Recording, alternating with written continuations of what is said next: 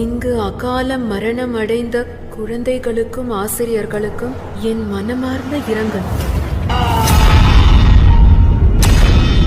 இப்ப நீங்க அதுகளை தேடி வந்திருக்கீங்களா?